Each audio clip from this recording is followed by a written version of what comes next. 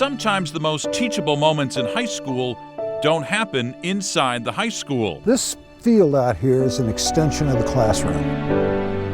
Emotions were already running high at Seckman High School in Imperial, Missouri.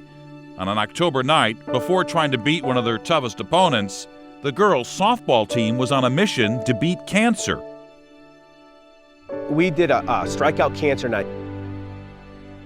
District teacher Shelley Honor had died just 6 weeks after being diagnosed, leaving behind 2 teenage daughters. In her honor, the players wore pink jerseys. And we sold t-shirts, everybody donated money, and we raised over $10,000 for that family for that day. Then they had to get ready for their game against Webster Groves. Webster Groves and Seckman are rivals in the Suburban South Conference, and that day, both teams were trying to keep their championship hopes alive. We knew it was going to be a tough game. Webster's a very good team, yes. Oh, I knew they were good. We always have a competition when we play them. Seckman had taken the early lead. We got into the top of the 5th inning, and it was 2-1 Seckman. But Kate Wiley was on second when Webster's big hitter, Madison Stallcup, came to the plate. I just remember I told myself I needed to get this run in. What happened next might stay with these girls for a long time. Madison drilled a ball deep to left field that hit the top of the fence and went over for what looked to be a go-ahead 2-run home run. It was a line drive. It hit, and I mean, it skipped way, way out there.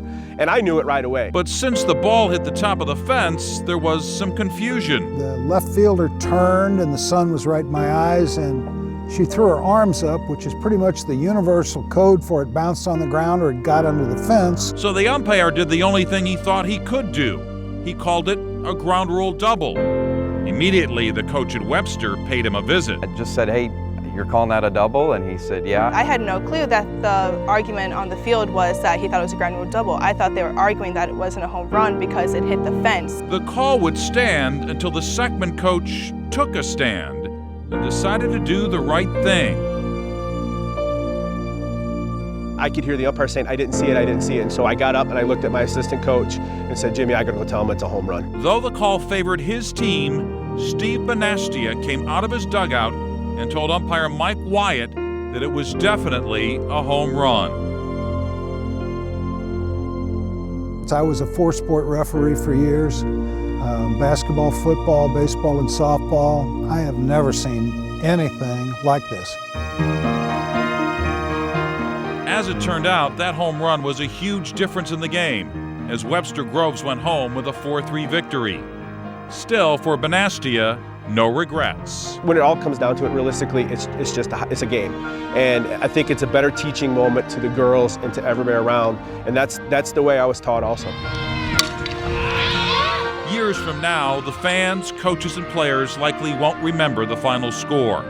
But that doesn't mean they won't remember the game. This should not only be, exemplified and praised, but it should be something that we do on an everyday basis, and you really don't see it as much as you should. My partner and I walked to the car and I said, you have not been doing this as long as I have, but I'm going to tell you, you better savor this moment, because I'm going to bet you'll never see this again, ever. One coach sending a message that when you do the right thing, everybody wins.